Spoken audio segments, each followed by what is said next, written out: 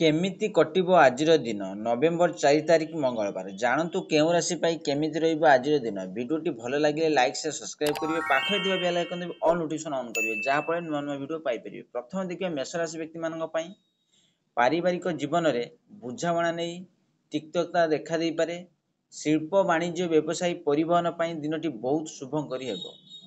ବହୁ ଦିନରୁ ହଜି ଯାଇଥିବା ବା ଚୋରି ହୋଇଯାଇଥିବା ଜିନିଷଟି ଆଜି ଖୋଜ ଖବର ପାଇପାରନ୍ତି। ସେଇଭଳି ଦେଖିବା ବୃଷ ରାଶି ବ୍ୟକ୍ତିମାନଙ୍କ ପାଇଁ ଦାମ୍ପତ୍ୟ କଳହ ଅବସାନ ଘଟିବ। ସନ୍ତାନଙ୍କ ଉନ୍ନତିରେ ଖୁସି ହେବ। ବ୍ୟବସାୟୀର ଉନ୍ନତି ସହିତ ବାସସ୍ଥାନ ବା ଯାନବାହନ ନବୀକରଣ ସୁଯୋଗ ଶୁଭଫଳ ପ୍ରାପ୍ତି ହେବ। ବୃତ୍ତିଗତ କର୍ମକୁ ଅଧିକ ଗୁରୁତ୍ୱ ଦେଇ ଚାକିରୀ କ୍ଷେତ୍ରରେ ଉନ୍ନତି କରିପାରିବେ। ଅର୍ଥ ଲାଭ ହେବ। ସେଇଭଳି ଦେଖିବା ମିଥୁନ ରାଶି ବ୍ୟକ୍ତିମାନଙ୍କ ପାଇଁ ଆଜି ପିଲାମାନଙ୍କ ସମସ୍ୟା ଦୁଶ୍ଚିନ୍ତାର କାରଣ ହୋଇପାରେ। ଭଲ ସମ୍ପର୍କ ରହିଥିବା ବନ୍ଧୁଟି ପରିସ୍ଥିତି ଚାପରେ ପଡ଼ି ଦୂରେଇ ଯିବାର କାରଣରୁ ମନରେ ଅସ୍ଥିରତା ସୃଷ୍ଟି ହୋଇପାରେ। ସାଂଗଠନିକ କାର୍ଯ୍ୟରେ ନେତୃତ୍ୱ ନେଇ ପ୍ରଶଂସିତ ହେବେ। ଜମି ଜମାରେ ରହିଥିବା ସମସ୍ୟା ଦୂରୀଭୂତ ହୋଇଯିବେ।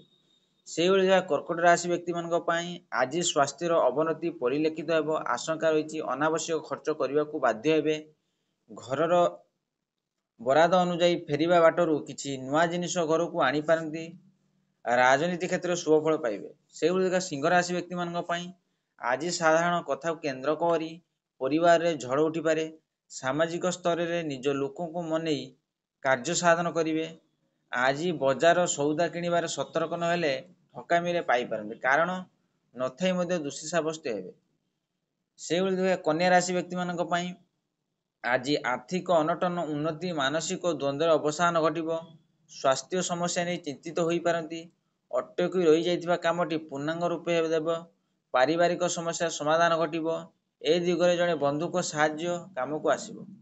ସେଇଭଳି ତୁଳା ରାଶି ବ୍ୟକ୍ତିମାନଙ୍କ ପାଇଁ ଆଜି ପରିବାରର ସମସ୍ୟା ବଢ଼ିପାରେ। ବିଭିନ୍ନ ପ୍ରକାର ବାଧାବିଘ୍ନ ସମସ୍ୟା ଲାଗି ରହିଥିବା କାରଣରୁ ପ୍ରତ୍ୟେକ କ୍ଷେତ୍ରରେ ନେଗେଟିଭ ଚିନ୍ତାଧାରା ଆସିବ। ବ୍ୟବସାୟୀ ପରିବହନ ବାଣିଜ୍ୟ ପ୍ରତିବନ୍ଧ ସୃଷ୍ଟି ହୋଇପାରେ।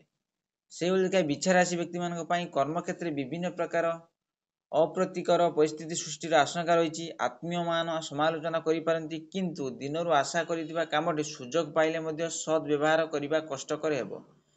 ବିଫଳ ହୋଇପାରନ୍ତି। ସେଇଭଳି ଧନୁରାଶି ବ୍ୟକ୍ତିମାନଙ୍କ ପାଇଁ ଆଜି ଆପଣଙ୍କୁ କୌଣସି ନୀଚ ଜାତିର ବ୍ୟକ୍ତିବିଶେଷ ପରୋକ୍ଷ ଭାବେ ଆପେକ୍ଷ କରିପାରନ୍ତି। ଆନୁଷ୍ଠାନିକ କ୍ଷେତ୍ରରେ ଆକସ୍ମିକ ଭାବେ ଉଚ୍ଚ ସମ୍ମାନ, ବସ୍ତ୍ରଭୂଷଣ ପ୍ରାପ୍ତ ଯୋଗ ରହିଛି। ଅସାବଧାନତା କାରଣରୁ କୌଣସି ଜିନିଷ ହରାଇ ପାରନ୍ତି। ସେଇଭଳି ମକର ରାଶି ବ୍ୟକ୍ତିମାନଙ୍କ ପାଇଁ ଆଜି ଆକସ୍ମିକ ଭାବରେ ବନ୍ଧୁମାନଙ୍କ ସହ ଭ୍ରମଣ କରିପାରନ୍ତି। ପାଖ ପଡ଼ୋଶୀ କିମ୍ବା ସହକର୍ମୀଙ୍କ ଅଭ୍ୟନ୍ତରୀଣ ବ୍ୟାପାରରେ ମୁଣ୍ଡ ପୁରାନ୍ତୁ ନାହିଁ। ପାରସ୍ପରିକ ଉତ୍ତମ ବୁଝାମଣା କାରଣରୁ ପାରିବାରିକ ପରିସ୍ଥିତି ଠିକ୍ ରହିବ। ବାଣିଜ୍ୟ ଆଶା କରୁଥିବା ଫଳ ପାଇବେ। ବ୍ୟୟ ଅଧିକ ହେବ। ସେଇଭଳି କୁମ୍ଭ ରାଶି ବ୍ୟକ୍ତିମାନଙ୍କ ପାଇଁ ପାରସ୍ପରିକ ମତଭେଦ କାରଣରୁ ଅଫିସରେ କାମଗୁଡ଼ିକ ଶେଷ ପର୍ଯ୍ୟାୟକୁ ଯିବା ପୂର୍ବରୁ କୌଣସି ଅଘଟଣ ଘଟିପାରେ।